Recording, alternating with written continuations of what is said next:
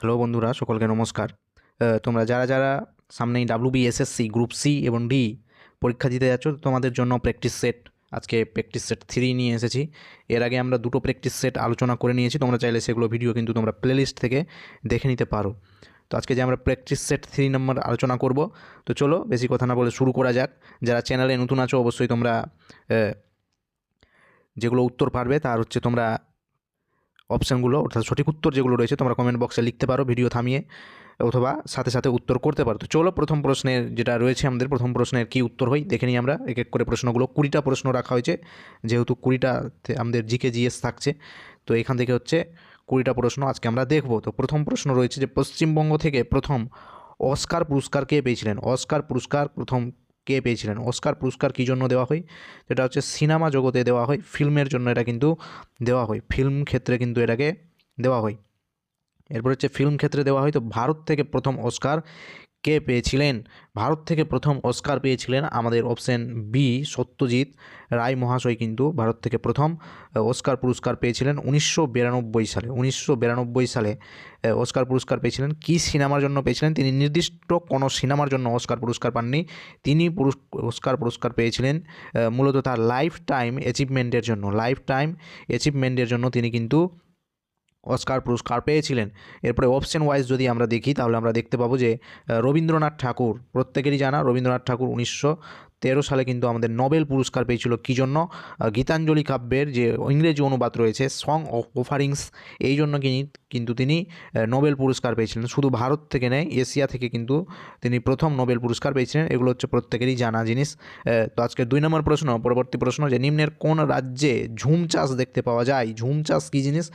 ঝুম চাষ হচ্ছে যে একটা জঙ্গল থাকবে, পতিত জঙ্গল, যেখানে হচ্ছে কোনো রকম চাষযোগ্য কিন্তু কোনো বনভূমি, চাষযোগ্য কিন্তু এখানে মাটি নেই। তো এইখানকার যে জঙ্গলগুলো রয়েছে, যে জঙ্গল ঘাসপালা রয়েছে, সেই জঙ্গলকে কেটে দিয়ে ওখানেই এগুলোকে পুড়িয়ে দিয়ে সেই ছাইটা হচ্ছে ওখানেই থেকে যাবে, এবং এর উপরেই হচ্ছে মাটিকে কর্ষণ অর্থাৎ মাটিকে চাষ করে দিয়ে এখানে কিন্তু এবার শস্য চাষ করা হবে। তো এরকম যে পদ্ধতি সেটাকে বলা হয় ঝুম চাষ পদ্ধতি। এটা কোথায় শুরু হয়েছে বা কোথায় দেখতে পাওয়া যায়? তো আমাদের সঠিক উত্তর হয়ে যাবে অপশন ডি, আসাম রাজ্যে কিন্তু দেখতে পাওয়া যায়। আসাম রাজ্যের কথা যদি আমরা বলি তাহলে আসাম রাজ্যের যে রাজধানী আছে সেটি হয়ে যাবে কিন্তু দিসপুর। আসাম রাজ্যের রাজধানী হয়ে যাবে দিসপুর। আসাম রাজ্যের যে বর্তমান আমাদের মুখ্যমন্ত্রী রয়েছে হেমন্ত বিশ্ব শর্মা, এবং আসাম রাজ্য যদি আমরা আরও দেখতে চাই তাহলে পশ্চিমবঙ্গের সাথে সীমানা ভাগ করে নিয়েছে আসাম রাজ্য। আসাম রাজ্যের হচ্ছে বৃহত্তম নদী বা দীর্ঘতম নদী যদি আমরা দেখতে চাই তাহলে সেটা দেখতে পাবো আমরা হচ্ছে ব্রহ্মপুত্র নদী। এবং ব্রহ্মপুত্র নদী যে রয়েছে, এই ব্রহ্মপুত্র নদীতে কিন্তু গড়ে উঠেছে একটা দ্বীপ যার নাম হচ্ছে মাজুলি দ্বীপ, যেটা হচ্ছে পৃথিবীর বৃহত্তম নদী গঠিত বদ্বীপ। তো এই হচ্ছে আসাম থেকে ফ্যাক্টর।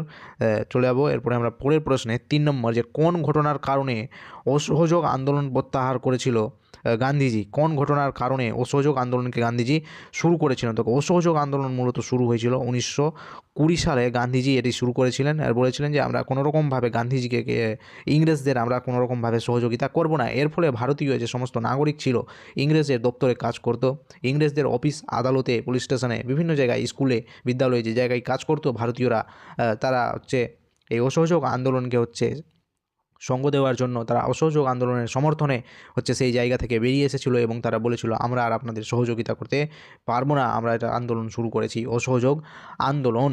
এরপরে হচ্ছে যেটা কী জন্য এই আন্দোলনকে প্রত্যাহার করা হয়েছিল মূলত এই আন্দোলনকে চৌরি চৌরা বলে একটা জায়গা আছে, সেখানে কিন্তু পুলিশদেরকে পুড়িয়ে মারা হয়েছিল 1922 খ্রিস্টাব্দে। এই ঘটনার প্রতিবাদে কিন্তু গান্ধীজি সেই আন্দোলনকে কিন্তু প্রত্যাহার করতে, অর্থাৎ আন্দোলন বন্ধ করে দিতে তিনি কিন্তু বাধ্য হয়েছিলেন। এরপরে কিন্তু গান্ধীজিকে কিন্তু গ্রেপ্তার করে নেওয়া হয়।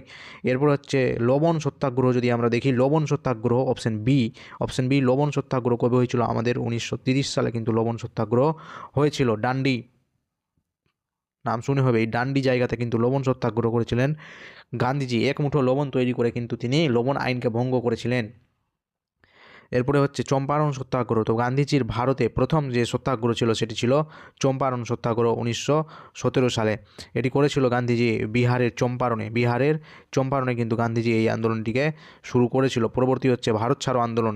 এটাও হচ্ছে গান্ধীজির দ্বারা করা একটা আন্দোলন। ভারত ছাড়ো আন্দোলন যেটি ছিল সেটি হচ্ছে 1942 সালে 8ই আগস্ট কিন্তু এই আন্দোলনটা শুরু করেছিলেন গান্ধীজি। ইংরেজ তোমরা এবার ভারত ছাড়ো, তোমাদের অনেক নাটক বিটক হয়েছে, এবার তোমরা কি করো, ভারত ছাড়ো। তো এই ভারত ছাড়ো আন্দোলনের সূচনা কিন্তু গান্ধীজি করেছিলেন। পরবর্তী 4 নম্বর প্রশ্ন হচ্ছে, পশ্চিমবঙ্গে দিনেমার যে উপজাতি ছিল, দিনেমার উপনিবেশ, এই দিনেমার উপনিবেশ হচ্ছে কোথায় তারা হচ্ছে নিজেদের কলকারখানা লাগিয়েছিল? দিনেমার মানে হচ্ছে আজকের ডেনমার্ক, ডেনমার্ক হচ্ছে দিনেমার। তো এই দিনেমাররা কোথায় নিজেদের উপনিবেশ লাগিয়েছিল? অপশন বি সঠিক উত্তর হয়ে যাবে, আমাদের শ্রীরামপুরে কিন্তু তারা দিনেমার জাতি নিজেদের উপনিবেশ লাগিয়েছিল। 5 নম্বর প্রশ্ন, কোন যুদ্ধের পর ভারতে ব্রিটিশ শাসন প্রতিষ্ঠিত হয়েছিল? ব্রিটিশ শাসন কবে প্রতিষ্ঠিত হয়েছিল? 1757 খ্রিস্টাব্দের পলাশী যুদ্ধে জয়লাভ করার পরে হচ্ছে ব্রিটিশরা হচ্ছে নিজেদের হচ্ছে শাসন ক্ষমতা যে ছিল বাংলার মধ্যে, সেটাকে কিন্তু ধীরে ধীরে তারা প্রসার করতে শুরু করে। এরপরে প্রশ্ন হচ্ছে যে এই যে পলাশীর যুদ্ধ কবে হয়েছিল? 1757 খ্রিস্টাব্দের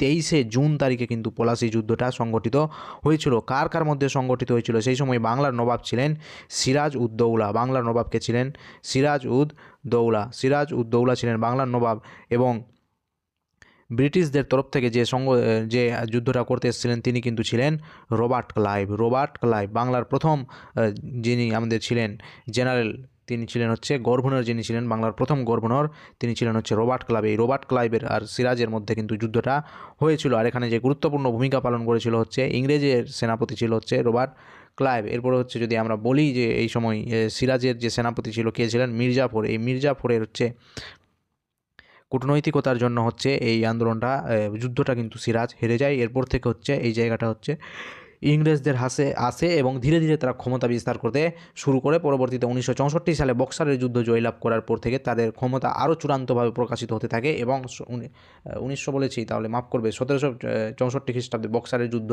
তাহলে তারপরে হচ্ছে 1765 খ্রিস্টাব্দে আলীনগরের সন্ধি স্বাক্ষরিত হয়ে যাওয়ার পরে বাংলার দেওয়ানি যে সমস্ত অধিকার ছিল, বাংলা উড়িষ্যা বিহার এই সমস্ত জায়গার দেওয়ানির যে ক্ষমতা, সেটা কিন্তু ইংরেজদের হাতে চলে যায়। এরপর ধীরে ধীরে তারা কিন্তু জায়গাকে দখল করতে থাকে ভারতকে ধীরে ধীরে। পরবর্তী প্রশ্ন যদি আমরা দেখি যে পানিপথের প্রথম যুদ্ধ যদি আমরা অপশন রিলেটেড করি, তাহলে পানিপথের প্রথম যুদ্ধ কবে হয়েছিল তোমরা কমেন্ট বক্সে জানাও। এগুলো কিন্তু এর আগের দিন আলোচনা করা হয়েছে। 1526 খ্রিস্টাব্দে পানিপথের প্রথম যুদ্ধ হয়েছিল। পরবর্তী যেগুলো রয়েছে, তারপরে রয়েছে আমাদের পরবর্তী প্রশ্ন 6 নম্বর, জাতীয় কংগ্রেসের প্রথম নারী সভাপতি কে ছিলেন? তো জাতীয় কংগ্রেসের প্রথম মহিলা সভাপতি ছিলেন আমাদের অ্যানি বেসান্ত। অ্যানি বেসান্ত ছিলেন ভারতীয় জাতীয় কংগ্রেসের প্রথম মহিলা সভাপতি। কবে হয়েছিলেন? তো 1916 সালে কিন্তু তিনি সভাপতিত্ব করেছিলেন। নেক্সট হচ্ছে তোমার সরোজিনী নাইডু ছিলেন প্রথম ভারতীয় মহিলা যিনি কংগ্রেস সভাপতি হয়েছিলেন। প্রথম ভারতীয় মহিলা যিনি কংগ্রেস সভাপতি হয়েছিলেন, আর ইনি ছিলেন হচ্ছে কংগ্রেসের প্রথম মহিলা সভাপতি। নেক্সট যদি আমরা দেখি প্রীতিলতা ওয়েদ্দেদার, যদি তোমরা দেখো অপশন সি, তাহলে ইনি ছিলেন কিন্তু একজন স্বাধীনতা সংগ্রামী। নেক্সট হচ্ছে তোমাদের যে একটি জাহাজ আন্তর্জাতিক তারিরেখাকে যদি অতিক্রম করে, জাহাজ অর্থাৎ হচ্ছে জলজাহাজ বা বিমান জাহাজ যেই থাক না কেন, তো এটা যদি আন্তর্জাতিক তারিখরেখাকে অতিক্রম করে কোন দিকে? পশ্চিম থেকে পূর্ব দিকে। এটা হচ্ছে পশ্চিম দিক, এটা হচ্ছে পূর্ব দিক। তো এই পশ্চিম দিক থেকে যদি পূর্ব দিকে অতিক্রম করে যায়, তাহলে সেখানকার সময়টা কী হবে? একদিন এগিয়ে যাবে, একদিন পিছিয়ে যাবে, 2 দিন এগিয়ে যাবে, নাকি 2 দিন পিছিয়ে যাবে? তো আন্তর্জাতিক তারিখরেখা যদি আমরা বুঝতে চাই, তাহলে আমরা এখানে দেখব যে এই যে এটা রয়েছে আমাদের মহান ভারত এখানে অবস্থিত। এই মহান ভারত হচ্ছে আমরা আন্তর্জাতিক তারিখরেখার যদি আমরা যাই, এই দিকটা হবে পূর্ব দিক আর এই দিকটা হবে পশ্চিম দিক। তো আন্তর্জাতিক তারিখরেখার দিকে যদি যাই আমরা, তাহলে দেখি তাহলে আমাদের ভারতটা কোন গোলার্ধে অবস্থিত। এর আগের দিন কিন্তু ভূগোল ক্লাস একটা করিয়েছিলাম, সেখানে কিন্তু আমি বলেছিলাম যে আমাদের ভারতটা কিন্তু হচ্ছে পূর্ব গোলার্ধে অবস্থিত, উত্তর পূর্ব গোলার্ধে অবস্থিত, এবং এই যে দেশগুলো রয়েছে এগুলো কিন্তু পশ্চিম গোলার্ধে অবস্থিত। কারণ আমরা মেডিটেরিয়ান যদি লাইনটা দেখি, আমরা কোন লাইনটা? মেডিটেরিয়ান লাইনটা যদি আমরা দেখি, তাহলে সেখানে আমরা দেখতে পাবো যে এই যে মেডিটেরিয়ান লাইনটা এইভাবে কিন্তু এসেছে, এবং এইটার যে এই দিকে যদি যাই আমরা, তাহলে সেটা পাবো হচ্ছে আমরা কী দিকটা পাবো? এই দিকটা পাবো আমরা হচ্ছে পশ্চিম দিক। এবং এই মেডিটেরিয়ান লাইনের যদি আমরা এদিকে আসি, তাহলে এই দিকটা পাবো হচ্ছে আমরা পূর্ব দিক। তো এই পূর্ব দিকে যত আমরা যাব, তত আমাদের সময় কী হবে? বাড়তে থাকবে। পূর্ব দিকে যত আমরা এগিয়ে যাব, তত আমাদের সময় কিন্তু বাড়তে থাকবে। এরপরে আমি যদি এই দিকে যাই, এই পশ্চিম দিকটায় যদি যাই, তাহলে পশ্চিম দিকে আমি যত দিক যাব, সেদিকে আমার সময় কিন্তু কমতে থাকবে এবং এই কমতে কমতে কমতে কমতে কমতে কমতে যখন আমি এইভাবে গোল করে ঘুরে এসে যখন এই ইন্টারন্যাশনাল ডেডলাইনকে পার করে যাচ্ছি, তখন হচ্ছে আমার সময়টা কী হচ্ছে, একদিন কিন্তু পিছিয়ে যাচ্ছে, একদিন কী হচ্ছে, পিছিয়ে যাচ্ছে। তো অর্থাৎ যখন আমরা এই পশ্চিম দিক থেকে যখন আমরা পূর্ব দিকে আসি, অর্থাৎ এই পশ্চিম দিক থেকে যখন আমরা অতিক্রম করে, অর্থাৎ যখন আমরা আমেরিকা থেকে যখন অতিক্রম করে যখন আমরা এইদিকে ঢুকবো, অস্ট্রেলিয়ায় ঢুকবো কিংবা জাপানে ঢুকবো কিংবা রাশিয়ায় ঢুকবো, অর্থাৎ রাশিয়া তো সেই দিকেই পড়ছে, রাশিয়ায় ঢুকবো কিংবা ভারতে ঢুকবো কিংবা আফ্রিকাতে ঢুকবো, তো এই দিকে যখন আমরা ঢুকবো, প্রবেশ করবো, তখন সেই দিকে কিন্তু আমাদের সময়টা পিছিয়ে যাবে। আরও একবার তোমাদের ভালো করে বলে দিচ্ছি, তোমরা মন দিয়ে কিন্তু প্রত্যেকে শুনে নাও, এটা হচ্ছে ভীষণ কনফিউজিং একটা জায়গা। আমরা উত্তর পশ্চিম দিক কীভাবে ডিসাইড করবো, এখানে উত্তর পশ্চিম দিকে আমরা ডিসাইড করবো এই যে আমাদের 0 ডিগ্রি যে মূল মধ্যরেখা, যেটা গ্রিনিচ টাইম দিয়ে এসেছে 0 ডিগ্রি মূল মধ্যরেখা, এই 0 ডিগ্রি মূল মধ্যরেখার হচ্ছে এই সাইডটা মানে হচ্ছে ডান পাশটা হচ্ছে আমাদের কিন্তু পূর্ব দিক। কোন দিক?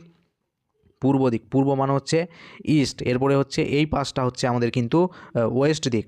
ওয়েস্ট মানে এরপরে হচ্ছে তোমার সামনে যেটা ওয়ার্ল্ড ম্যাপ রয়েছে, এটা খোলা ম্যাপ রয়েছে। এবার এই ম্যাপটাকে তুমি যদি গোল করে মুড়িয়ে দাও, তাহলে এই জিনিসটা যে রয়েছে, এই যে দাগটা, এই দাগটা গোল করে মুড়িয়ে দিলে কী হবে, এই জায়গাটায় এসে গোল করে কিন্তু একটা বৃত্তের মতো হয়ে যাবে।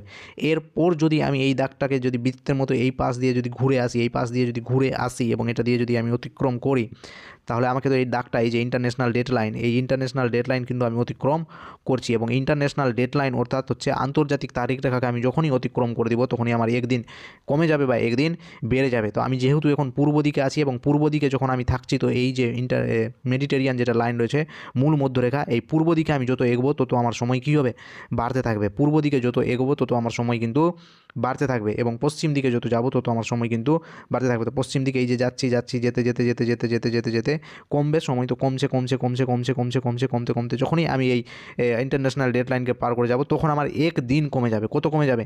একদিন কমে যাবে, অর্থাৎ একদিন আমরা কী হবো, পিছিয়ে যাব। যারা বুঝতে পারোনি তাদের জন্য কোনো অসুবিধা নেই, ভারতে ভূগোল ক্লাস চলছে, আমাদের ফার্স্ট ক্লাস হয়েছে, পরবর্তীতে এই জিনিসগুলো কিন্তু সেখানে আলোচনা করা হবে। আশা করছি বোঝা গেছে কিছু কিছু। তো এটাই হচ্ছে আমাদের ইন্টারন্যাশনাল ডেডলাইন। ইন্টারন্যাশনাল ডেডলাইনে যদি আমরা দেখি, তাহলে হচ্ছে যখন আমরা হচ্ছে পূর্ব দিক থেকে পশ্চিম দিকে যখনই আমরা যাব, পূর্ব দিক থেকে কোন দিকে যাব, পশ্চিম দিকে যখনই আমরা যাব, অতিক্রম করে যাব, তখনই কিন্তু আমাদের একদিন কমে যাবে।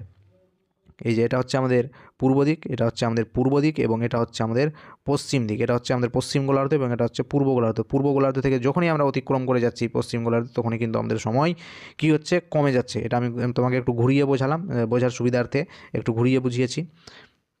তো পরবর্তীতে হচ্ছে 8 নম্বর প্রশ্ন, যে ভারতের মাঝখান দিয়ে কোন অক্ষাংশটি গেছে? ভারতের মাঝখান দিয়ে যে অক্ষাংশটি গেছে নিরক্ষরেখা না 0 ডিগ্রি, এই যে অক্ষাংশ, এগুলোকে বলা হয় অক্ষরেখা। এগুলো কিন্তু এর আগের দিন আমি ভূগোল ক্লাসে বলেছি, এগুলোকে বলা হয় অক্ষরেখা আর এটাকে বলা হয় অক্ষাংশ।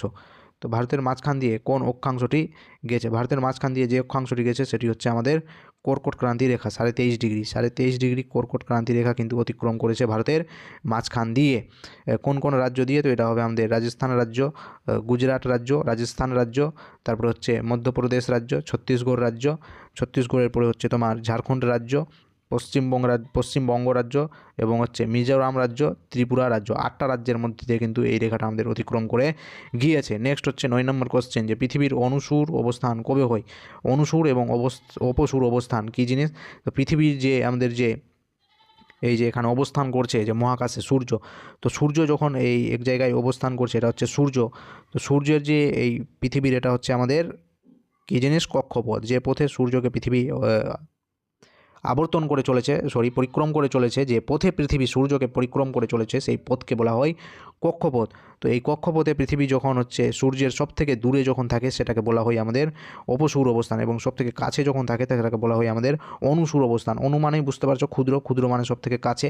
তো অপসূর অবস্থানের দূরত্ব সবথেকে বেশি হয়। কত দূরত্ব হয়? তো এখানে দূরত্ব হয় 15.2 লক্ষ কোটি কিলোমিটার, 15.20 লক্ষ কোটি কিলোমিটার, 15 কোটি 20 লক্ষ কিলোমিটার, এরকম একটা দূরত্ব হয়। 15 কোটি 20 লক্ষ কিলোমিটার দূরত্ব হয়।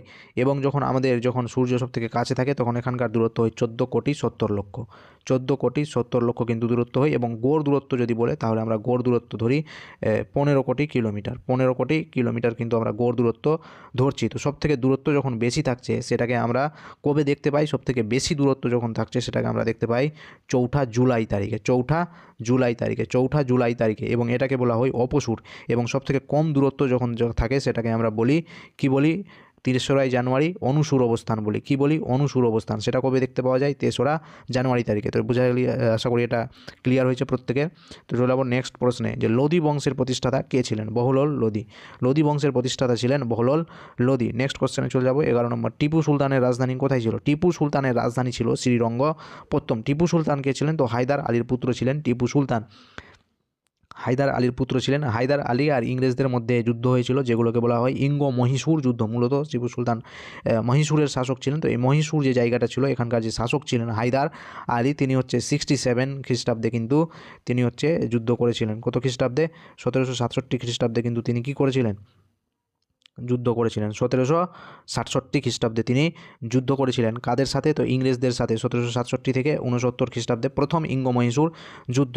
1780 থেকে 1784 পর্যন্ত হচ্ছে দ্বিতীয় ইঙ্গ মহীশূর যুদ্ধ, যেখানে হচ্ছে হায়দার আলী মারা গেল 82 সালে যুদ্ধতে হায়দার আলী মারা গেল, এবং তার যে পুত্র ছিল টিপু সুলতান, এই টিপু সুলতান কিন্তু এখান থেকে এবার রাজা হয়ে গেল, অর্থাৎ সুলতান হয়ে গেল, ক্ষমতা কিন্তু নিজের হাতে তুলে নিল, এবং 84 সালে যুদ্ধ কিন্তু সমাপ্ত হয়ে গেল।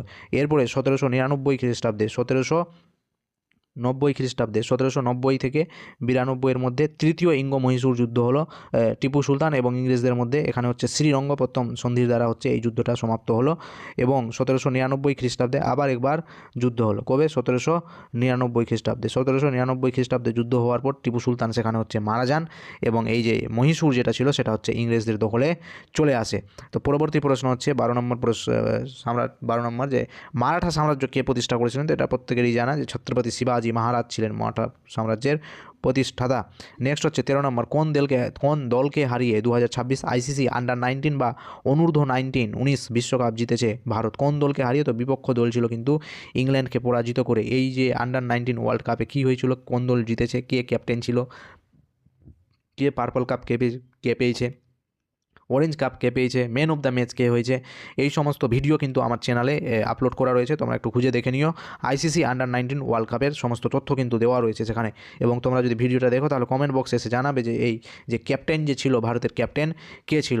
2026 আইসিসি আন্ডার-19 ওয়ার্ল্ড কাপে কিন্তু ভারত জয়লাভ করেছে ইংল্যান্ডকে পরাজিত করে। ভারতের রান সংখ্যা ছিল 411, এবং খুব মারাত্মকভাবে, খুব বাজেভাবে হচ্ছে ইংল্যান্ড হেরেছিল, 311 রান করে পরাজয় হয়েছে। নেক্সট প্রশ্ন আমরা চলে যাব, যে মারাঠাদের শেষ পেশোয়া কে ছিলেন? মারাঠাদের শেষ পেশোয়া ছিলেন হচ্ছে অপশান বি, দ্বিতীয় বাজিরাও ছিলেন হচ্ছে মারাঠাদের শেষ পেশোয়া। 15 নম্বর কোশ্চেন, ভারতের প্রথম মহিলা লোকসভার স্পিকার কে ছিলেন? মহিলা লোকসভার স্পিকার ছিলেন হচ্ছে মীরা কুমার ছিলেন। কে ছিলেন? মীরা কুমার ছিলেন। এবং যদি বলে ভারতের প্রথম লোকসভার স্পিকার কে ছিলেন? জিভি মবলঙ্কর, এবং বর্তমান স্পিকার হচ্ছেন আমাদের ওম বিড়লা মহাশয়। পরবর্তী প্রশ্ন 16 নম্বর, যে ভারতীয় সংবিধানের কোন ধারা রাষ্ট্রপতির শপথ সম্পর্কে বলেছেন? তো 60 নম্বর ধারা কিন্তু রাষ্ট্রপতির শপথ সম্পর্কে বলেছেন। 52 নম্বর আর্টিকেল যেটি রয়েছে, 52 নম্বর আর্টিকেল বা অনুচ্ছেদ থেকে রাষ্ট্রপতি সম্পর্কিত চর্চা শুরু হয়েছে। পরবর্তী প্রশ্ন আমরা চলে যাব, রাষ্ট্রপতি লোকসভায় কতজন সদস্যকে মনোনীত করতে পারেন? লোকসভাও যেহেতু বলেছে এখানে কিন্তু হয়ে যাবে সঠিক উত্তর 2 জনকে মনোনীত করতে পারেন, এবং যদি রাজ্যসভা বলতো সেক্ষেত্রে হয়ে যেত 12 জন সদস্য। পরবর্তী প্রশ্ন 18 নম্বর, সংবিধানের কত ধরনের জরুরি অবস্থার কথা বলা হয়েছে? সংবিধানে কত ধরনের জরুরি অবস্থার কথা বলা হয়েছে? 3 ধরনের। একটা জাতীয় জরুরি অবস্থা, যেটা 352 নম্বর অনুচ্ছেদে রয়েছে, 356 নম্বর রয়েছে কোনো রাজ্যের জরুরি অবস্থা। রাজ্যে যদি প্রশাসনিক অবস্থা যদি খারাপ হয়ে যায়, প্রশাসনিক ব্যবস্থা যদি খারাপ হয়ে যায়, ব্যাহত হয়ে পড়ে, তাহলে রাষ্ট্রপতি সেই রাজ্যের মধ্যে শাসন জারি করতে পারেন। যেমন মণিপুর রাজ্যে কিছুদিন আগে রাষ্ট্রপতি শাসন ছিল, বর্তমানে সেখান থেকে রাষ্ট্রপতি শাসন অপসারণ করা হয়েছে। তো 3 ধরনের, একটা হচ্ছে 52 দ্বারা জাতীয় জরুরি অবস্থা, ন্যাশনাল, কোনো যুদ্ধ বিগ্রহ এই সমস্ত জাতীয় জিনিস ঘটলে সেখানে হচ্ছে 352 নম্বর ধারা প্রয়োগ করে রাষ্ট্রপতি দেশের মধ্যে শাসন জারি করতে পারেন, এবং 356 নম্বর ধারা জারি করে কোনো রাজ্যের মধ্যে যদি অচলা অবস্থার সৃষ্টি হয় তাহলে সেখানে, এবং আরেকটা হচ্ছে 360 নম্বর ধারা প্রয়োগ করে রাষ্ট্রপতি দেশে আর্থিক জরুরি অবস্থা ঘোষণা করতে পারেন। নেক্সট হচ্ছে আমাদের দাদা সাহেব ফালকে পুরস্কারে জয়ী প্রথম ভারতীয় মহিলা কে ছিলেন? তো এর সঠিক উত্তর হয়ে যাবে আমাদের অপশন সি, দেবিকা রানী। 19-এর অপশন সি, দেবিকা রানী হচ্ছে আমাদের প্রথম দাদা সাহেব ফালকে পুরস্কার জয়ী প্রথম ভারতীয় মহিলা ছিলেন। নেক্সট কোশ্চেন এবং আজকে লাস্ট কোশ্চেন, যে হিন্দি সিনেমার দাদামণি নামে কে পরিচিত? হিন্দি সিনেমার দাদামণি নামে পরিচিত হচ্ছেন আমাদের অশোক কুমার সাহেব, হচ্ছেন আমাদের হিন্দি সিনেমার মণি নামে পরিচিত। তো এই ভিডিওটি কেমন লাগলো অবশ্যই তোমরা জানাবে কমেন্ট বক্সে, এবং যারা নতুন আছে চ্যানেলটিকে অবশ্যই সাবস্ক্রাইব করে দেওয়ার একটু চেষ্টা করবে, পাশে থাকার চেষ্টা করবে। এরকম প্রতিনিয়ত ভিডিও পাওয়ার জন্য তোমরা অবশ্যই সাবস্ক্রাইব করে রাখো। তো চলো আজকের ভিডিও এই পর্যন্ত, পরবর্তীতে আবার নিয়ে আসা হবে সেট নম্বর, অন্য একটা সেটের সাথে দেখা হবে তোমাদের সাথে। চলো সকলকে টাটা, বাই বাই।